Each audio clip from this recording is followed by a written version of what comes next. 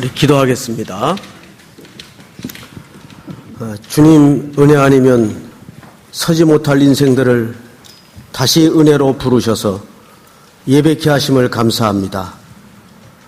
명절을 은혜 가운데 마치고 귀경길에 있는 모든 성도들의 걸음을 한 걸음 한 걸음 인도하시며 오늘도 이 자리에 참석한 모든 성도들을 맞아주시고 안아주시고 주께만 영광이 되는 복된 시간 되도록 함께해 주시옵소서.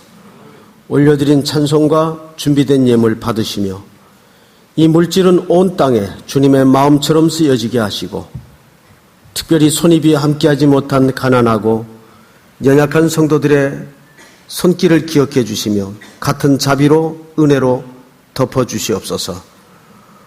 마칠 때까지 우리 가운데 임재하여 주시옵기를 원하옵고 예수님 이름으로 기도합니다. 아멘. 할렐루야. 명절 잘 지내셨어요?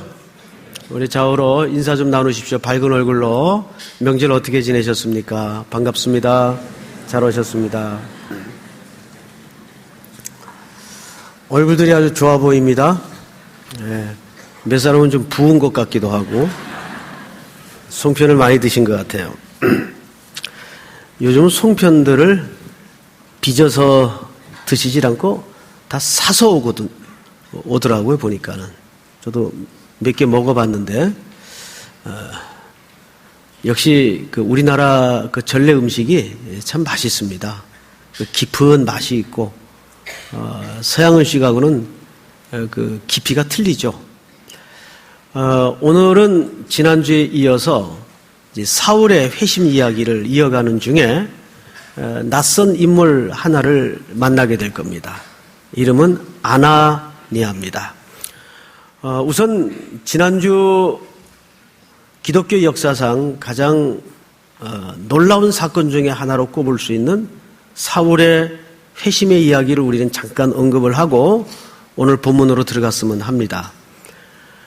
사울은 예루살렘에서 약 240km 떨어진 먼 거리의 다메섹 도상까지 영장을 발부받아서 예수 믿는 자를 체포하고 핍박하려고 쫓아갑니다. 거의 다 왔어요. 그때 그 다메섹 언덕에서 계시의 빛 속에 부활의 주님을 만나게 됩니다. 그리고 그는 그 초자연적인 빛 속에 눈을 지금 못 보는 상태에 있습니다.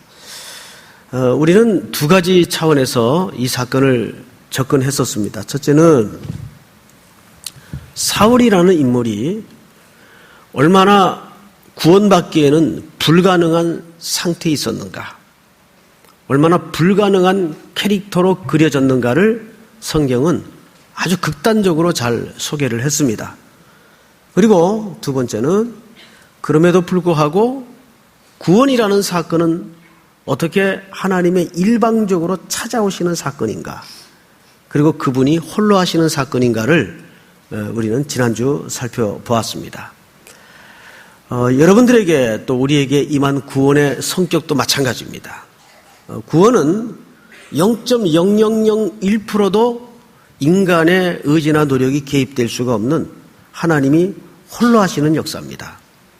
자, 그러면 오늘은 조금 차원을 달리해서 역시 구원의 문제와 회심의 문제를 다루겠는데, 방금 소개드린 대로 우리는 낯선 인물 하나를 본문에서 만나게 됩니다. 아나니아입니다. 이 아나니아라는 이름 뜻은 아주 좋은 이름이에요, 원래. 그 밭을 팔아서 돈을 꿍쳤던 그 아나니아하고 이름이 같으나 이름 뜻은 좋은 이름입니다. 하나님은 은혜로우시다, 이런 이름을 가졌어요. 자, 오늘 본문을 좀 볼까요? 10절.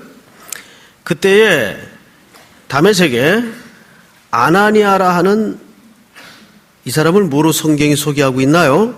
제자가 있더니 주께서 환상 중에 불러 이르시되 아나니아야 하시거늘 대답하되 주여 내가 여기 있나이다. 여러분, 우리는 이 짧은 문장 속에서 아나니아에 대한 몇 가지 힌트를 얻을 수가 있습니다. 첫째, 이 사람의 이름은 하나님은 은혜로우시다라는 의미를 가진 아주 좋은 이름을 가졌습니다. 아마도 그는 평생 그 이름처럼 이름에 붙들려서 이름값을 하면서 살았던 사람 같아요. 또 성경은 그를 심지어 성도 중에 한 무리로 부르지도 않고 청중으로 접근하지도 않고 정확하게 제자라고 불러주고 있습니다. 제자라는 것은 하나님께 그만큼 밀착되어서 그를 쫓고 따랐던 그의 생애를 우리가 흘낏 들여다볼 수가 있습니다. 게다가 하나님이 환상 중에 그를 부르실 때 그가 나타낸 반응은 주여 내가 여기 있나이다 라고 대답을 합니다. 자, 이 대답은 그냥 우리가 글로 써 있으니까 이렇게 오해하기 쉬워요. 하나님이 부르니까 예, 저 여기 있습니다 라고 응답을 하는 차원에서의 대답으로 이해를 하기 쉬우나 여기 이 대답은 신구약 성경 전체를 털어서 이런 의미가 있어요. 이 대답 속에는 선지자적인 반응을 말할 때 쓰는 표현입니다.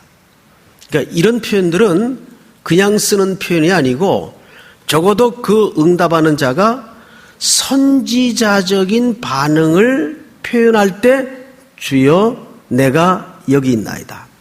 이사야 또 기타 여러 선지자들의 하나님 앞에서의 응대를 보면 반드시 이 표현을 쓰고 있는 걸 우리가 발견할 수 있죠. 그런 뜻이에요.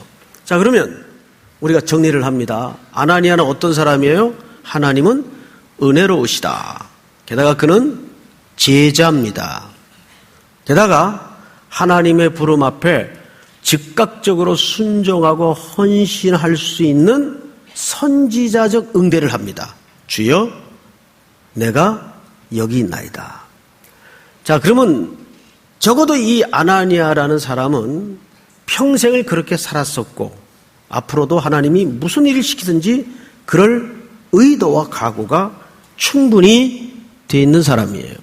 자, 그런데 이제 그 다음 절을 한번 좀 볼까요? 11절. 주께서 이르시되 일어나 직가라 하는 거리로 가서 유다의 집에서 다소 사람 사울이라 하는 사람을 찾으라. 그가 기도하는 중이니라. 12절 한번 읽을까요? 시작.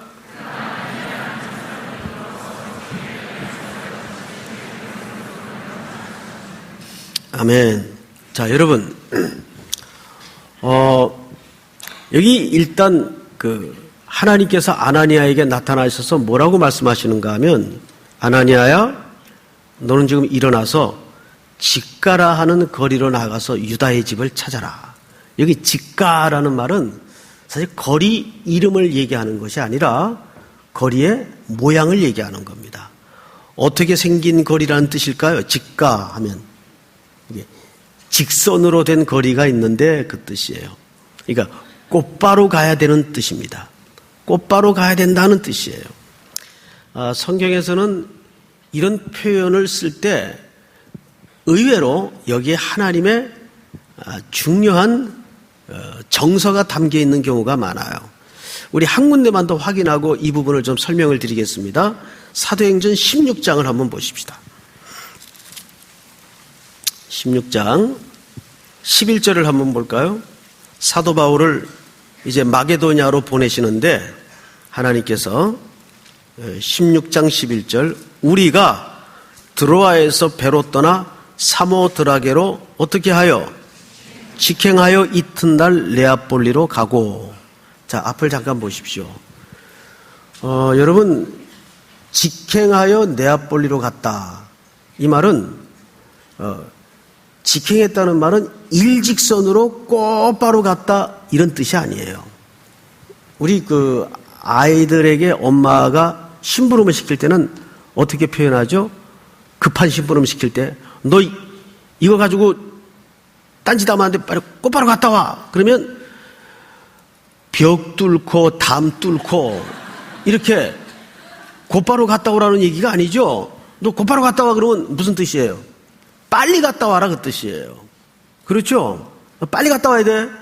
딴 데 들르지 말고 한눈 팔지 말고. 그 말이 직행하여 그 말이에요.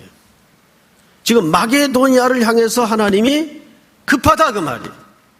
마음이 하나님이 불붙는 것 같아요. 그래서 사도 바울을 지금 배 태워 밀어붙이는데 이게 사실은 닷새 걸릴 백걸입니다. 이 여정이. 그런데 지금 며칠 만에 밀어붙이냐면 이틀 만에 밀어붙여요. 이틀 만에 도착을 하게 합니다. 이게 무려 키로수를 보니까 210km 백길이에요. 그 당시 동력으로 추정을 하자면 이거는 닷새 정도 걸려야 되는 백길인데 이틀 만에 밀어붙여요. 하나님이 그만큼 급했다는 얘기입니다. 오늘 직가라 하는 거리로 가서라는 말은 사실 그런 의미가 담겨져 있어요. 하나님이 이 세상을 바라보실 때 이 사울이라는 인물을 택해서 하나님이 하실 일이 급하다 그 말이에요. 아멘. 하나님이 우리 삼일교회 성도들을 향해서 오늘도 이 예배 시간에 급한 마음으로 이 말씀을 전해주고 있어요. 급해요. 굉장히 하나님이 지금 이 세상을 향해서 우리가 3일 뉴스도 봤지만은 지금 이 한국의 대학 캠퍼스가 영적으로 완전히 무덤이 되어가고 있어요. 이거를 우리가 애끓는 마음으로, 통분한 마음으로, 급한 마음으로 볼 수 있는 신령이 일어나야 돼요. 우리 삼일교회가. 제가 우리 교육자들에게 늘 강조하고 당부하는 얘기가 있어요. 우리마저 무너지면 한국의 캠퍼스는 무너진다. 우리마저 전도에 손을 놓으면 한국의 캠퍼스는 무너진다. 그만큼 지금 하나님께서 이 사울을 통해 일하실 세계 선교와 복음 전파의 역사가 지금 화급하다 그 말이에요. 곧바로 가서 직가라 하는 거리로 가서 거기 유다의 집을 찾아라. 그러면 거기에 사울이라는 청년이 앞을 보지 못한 채 지금 여러 날 먹지도 못하고 기도하고 있을 것이다. 이런 정확한 환상과 사인을 지금 누구에게 부탁하고 있냐면 아나니아라는 제자요 선지자적 반응을 하고 있는 이 인물에게 부탁을 하고 있어요. 자, 그런데 아나니아에게만 부탁한 게 아니고 12절에 보니까 하나님이 이어서 이런 후렴을 붙여주시는데 그가 사울을 두고 얘기하겠죠. 아나니아라 하는 사람이 들어와서 자기에게 안수하여 다시 보게 하는 것을 보았느니라. 자, 이게 무슨 얘기입니까?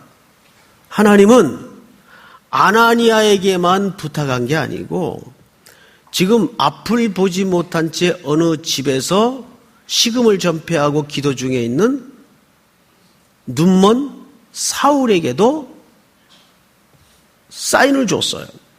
아나니아라는 사람이 집에 들어와서 네게 안수하여 네 눈을 뜨게 해줄 것이다. 그러니까 양자가 다 알고 있는 거예요. 아나니아도 가야 될 자로서 정확한 구체적인 내비게이션을 받았고 또 사울도 누가 올 것이라는 정확한 그림을 가지고 있어요. 자, 그러면 이게 얼마나 재밌는 그림이냐 하면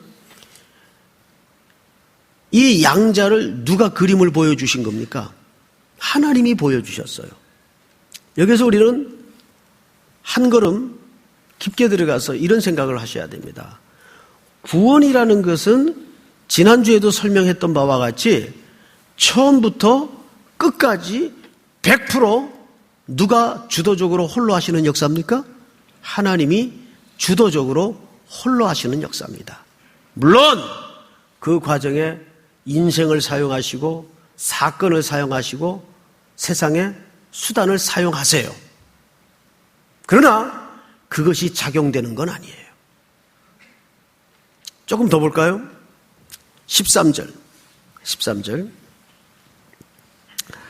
아나니아가 대답하되 주여 이 사람에 대하여 내가 여러 사람들에게 듣사온즉 그가 예루살렘에서 주의 성도에게 적지 않은 해를 끼쳤다 하더니 14절 시작. 여기서도 주의 이름을 부르는 모든 사람을 결박할 권한을 대제사장들에게서 받았나이다 하거늘. 어떠세요? 아나니아의 지금 말투로 봐서 가겠다는 얘기 같아요? 못 가겠다는 얘기 같아요? 어떻게 느껴지십니까? 못 가겠다는 얘기죠. 못 가겠다는 얘기입니다. 아예 하나님, 그분은 안 됩니다. 그 사람이 어떤 사람인데요? 다른 사람인데도 그 사람은 우리 갈 수도 없고 그 사람은 안 됩니다. 들었던 얘기, 풍문, 이러한 것으로 종합적인 상황을 아나니아가 너무도 잘 알고 있어요. 그 사람이 얼마나 우리 기독교인에 대해서 원수 같은 존재인데요. 240km 떨어진 거리까지 쫓아와서 체포하려고 살기등등하게 교회를 핍박하던 사람인데 그 사람은 아닙니다. 그 사람은 안 됩니다. 못 가겠다는 얘기입니다. 누가?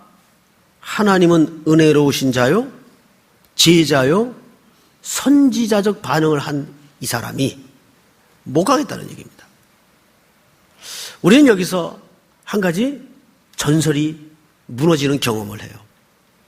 우리가 결론적으로 알고 있기에는 아나니아가 사도 바울의 회심에 실질적으로 결정적인 도움을 주고 역할을 했던 자로 알고 있는데 속내를 들여다보니까 맞아요, 틀려요?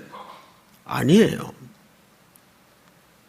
아나니아마저도 사도 바울을 거부했던 인물이에요. 그 사람은 아닙니다. 이거는 아나니아가 여기에 등장하는 중요한 이유입니다. 다시 거듭 강조하지만 구원은 사람을 사용하지만 사람이 조건이 되어서 이유가 되어서 작용되는 사건은 아니라는 뜻입니다. 여러분, 성경의 몇 인물을 우리가 꼽을 수 있는데 모세 같은 경우 어떻습니까? 그럼 바로의 공주의 아들로 자라서 그 대문명 제국 애굽의 학문과 무예를 40나이에 마스터한 사람이에요. 사실상 애굽에서는 최고의 엘리트입니다. 지성과 실력을 겸비한 인물이에요. 스펙을 더 이상 쌓을 수 없을 정도로 완벽히 준비된 사람이었습니다. 그런데 그는 그것으로 하나님의 일을 할 줄 알았어요. 여기에서 여러분들이 이 착각을 해서는 안 돼요. 그러니까 스펙이 필요 없다는 얘기냐? 아니에요. 영어도 준비하세요. 컴퓨터도 준비하시고 다 준비하세요.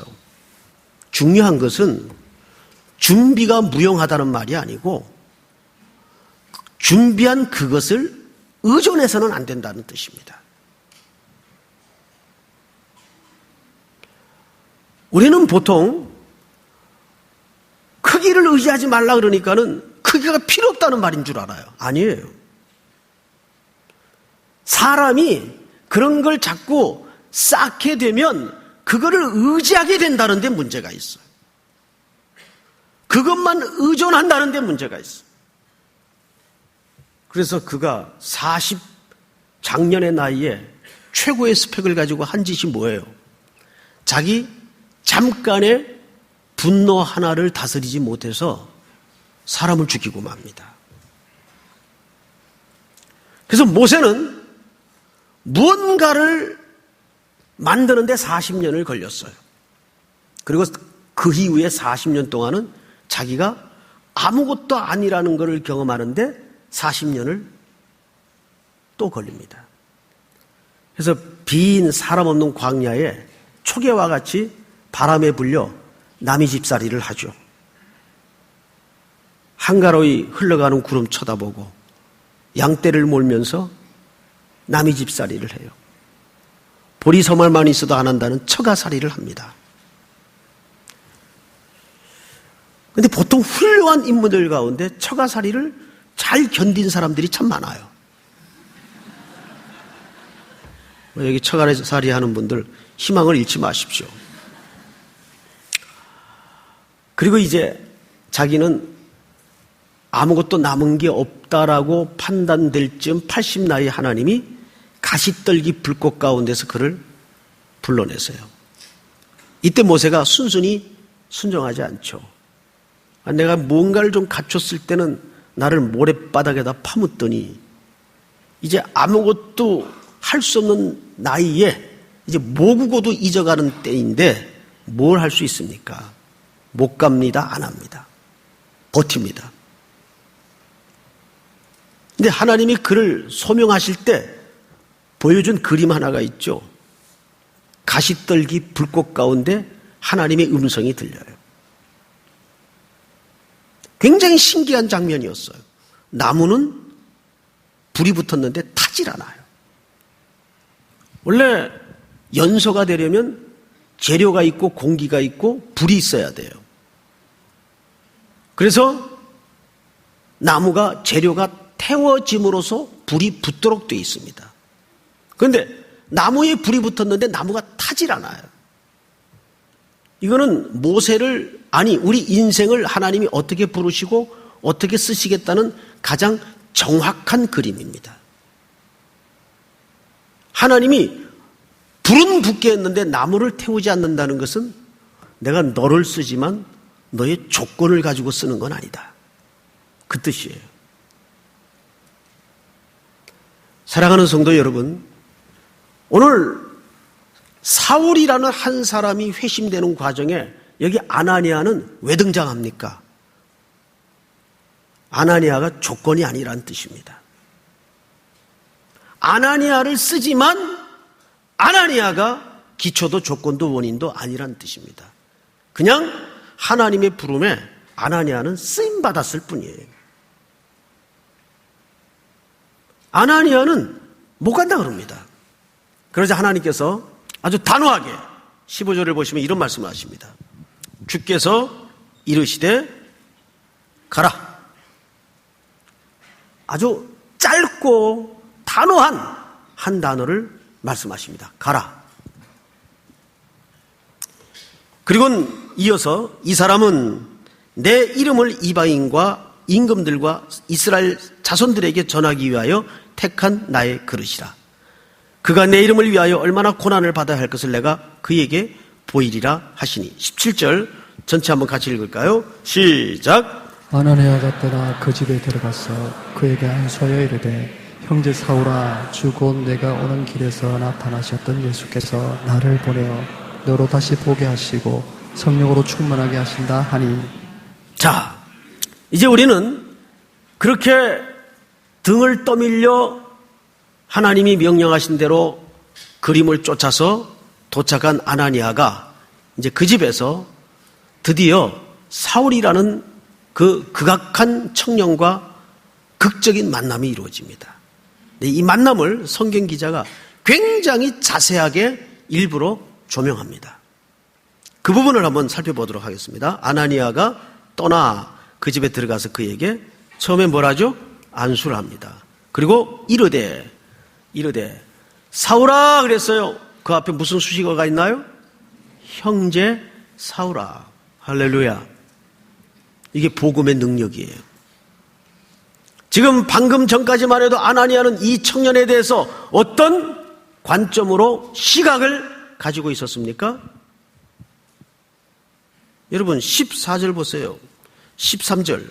아나니아가 대답하되 주여 이 사람에 대하여 내가 여러 사람들에게 듣사온즉 그가 예루살렘에서 주의 성도에게 적지 않은 해를 끼쳤다 하더니 여기서도 주의 이름을 부르는 모든 사람을 결박할 고난을 대제사장들에게서 받았나이다 하거늘. 이 누구의 평가예요? 누구의 관점이에요? 아나니아의 관점이고 아나니아의 사울에 대한 평가였습니다. 그런데 지금 그가 어느 한 집에 들어가 기도 중에 있던 사울을 만나자 그를 뭐라고 불러요? 형제 사울아. 이게 무슨 능력이에요? 복음의 능력이에요. 우리는 교회 안에서는 정확하게 두 차원으로만 만남이 이루어져야 됩니다. 첫째, 죄인으로 만나야 됩니다. 교회 안에서는 세상에 갖고 있는 지위, 높낮이, 재력, 배운 유무, 식 이런 걸로 여기서 만나는 자리가 아닙니다. 누구든지 그리스도 안에 있어는 첫째 누구로 만나줘야 돼요? 죄인으로 만나줘야 돼요. 죄인인데 어떤 죄인입니까? 용서함 받은 죄인. 할렐루야. 그래서 우리는 그 사람이 과거의 세상에서 무슨 짓을 하고 어떤 일을 했든 간에 그 사람이 갖고 있던 모든 고정관념, 선입관을 내려놔야 돼요. 야, 쟤 세상에 있을 때 뭐 했었대. 이게 이제 그 새로운 공동체를 깨는 일이고 그 형제의 새로운 생명의 삶을 파괴하는 일입니다. 그런 적 누구든지 그리스도 안에 있으면 새로운 뭐라? 피조물이라. 이전 것은 지나갔으니 보라! 새 것이 되었도다. 여러분, 옆에 있는 형제들에게 자매들에게 정말 그 새로운 피조물로 새로운 감격으로 복음의 능력에 의해서 거듭난 새 생명으로 매일 만나고 있습니까? 저 강남의 부자 동네 어느 교회에 구역이 하나 있었어요. 구역이. 근데 그 구역에 옛날에 세상에 믿기 전에 물장사하던 이제 아주 세련된 부인이 등록을 해서 들어온 거예요. 신앙 속에서 새로운 삶을 시작한 거죠. 그런데 견디다 못해서 그 교회를 떠나서 다른 교회로 갔어요. 이유가 뭐냐면 물장사 했었대. 물장사가 뭔지 알죠? 아니, 물 파는 게 뭐가 나빠서. 그런 물이 아니고 남자분들은 알죠? 네? 술집 마담을 얘기합니다. 술집 마담 했었대. 계속 손가락질하고 계속 뒤에서 수근거리고 결국은 거기에 견딜 수가 없어서 다른 교회로 갔어요. 그분이 다른 교회에 가서 와서 한 얘기입니다. 저 견딜 수가 없었습니다. 세상에 자기가 생활하던 그 전력 때문에. 그런즉 누구든지 그리스도 안에 있으면 새로운 뭐라? 피조물이라. 아멘. 우린 교회 안에서는 두 가지밖에는 기억을 안 해야 됩니다.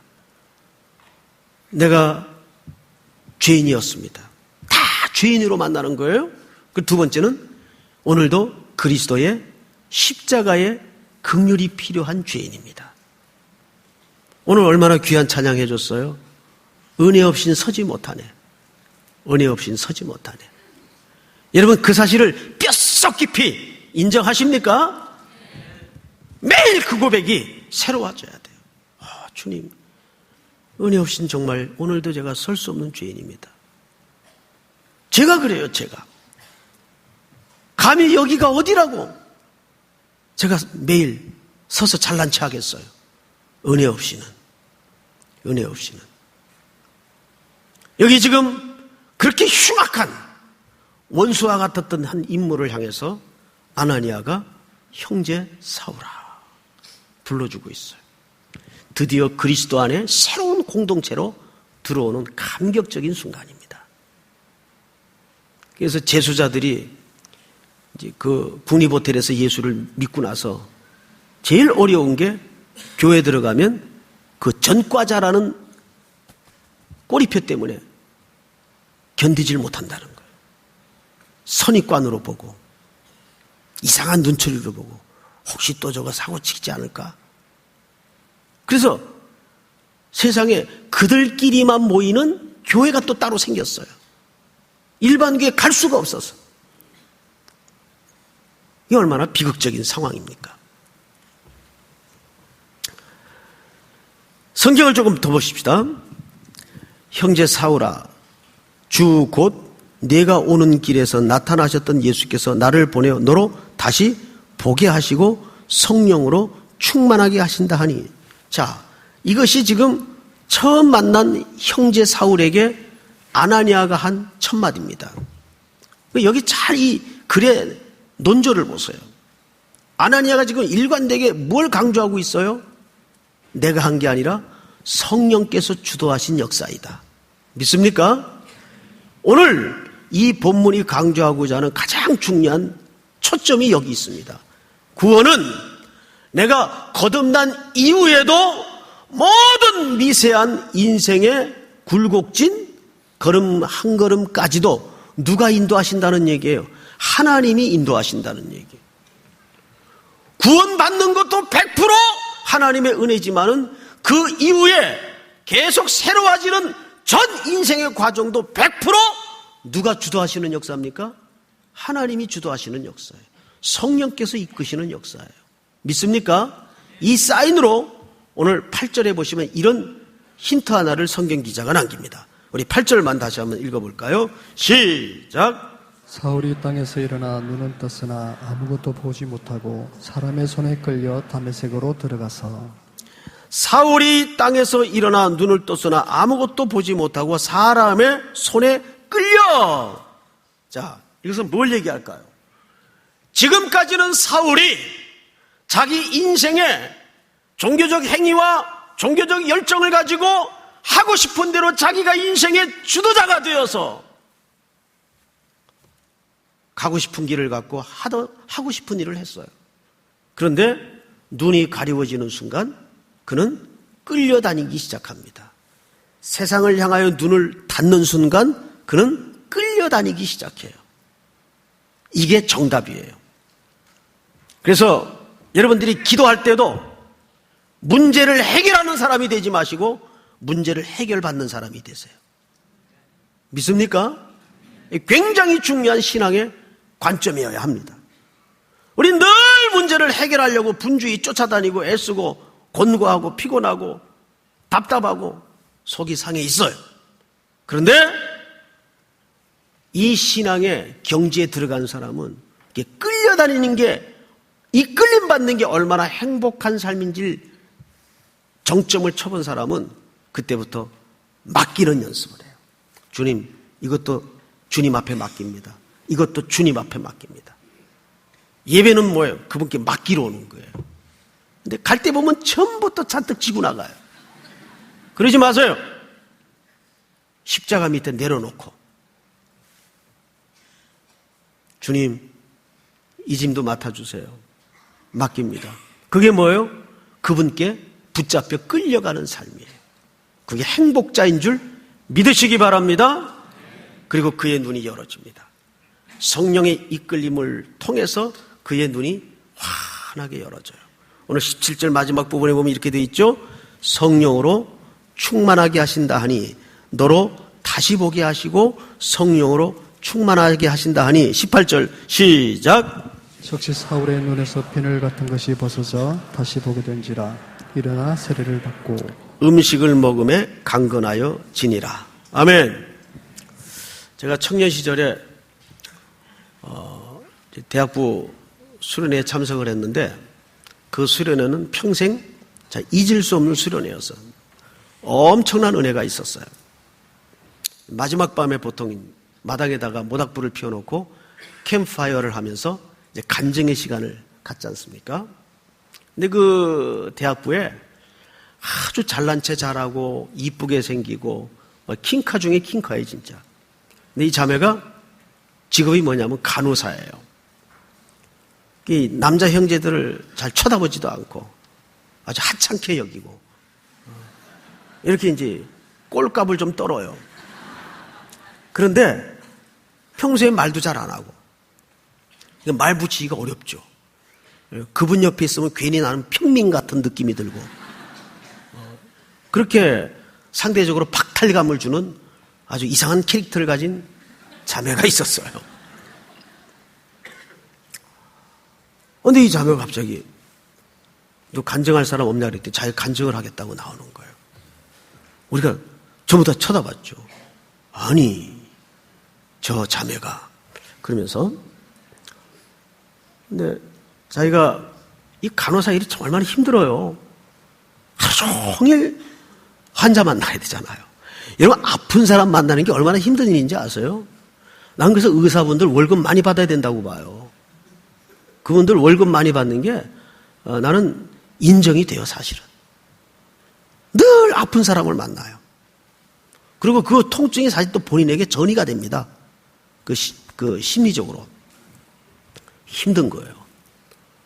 처음에 대학 들어가서 간호사를 꿈꿀 때는 백의의 천사 뭐 이렇게 꿈을 꿨겠죠.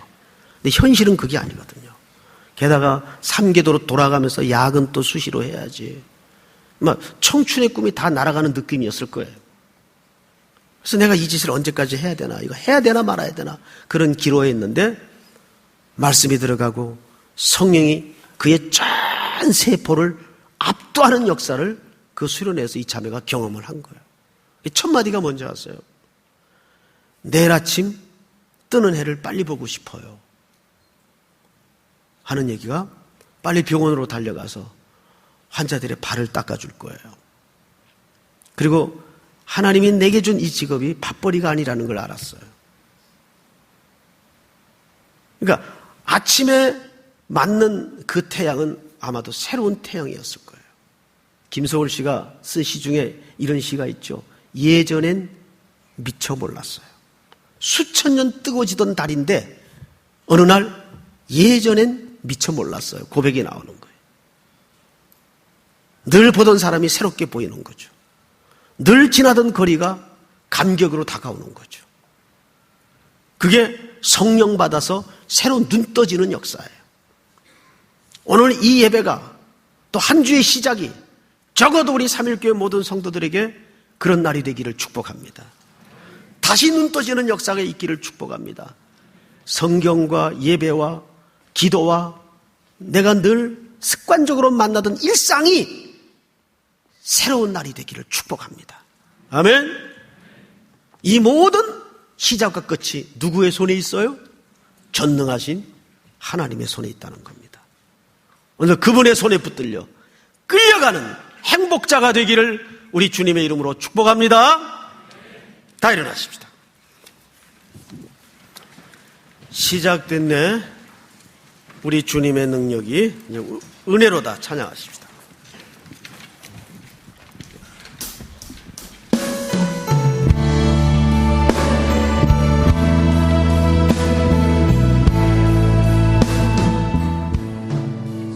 시작됐네.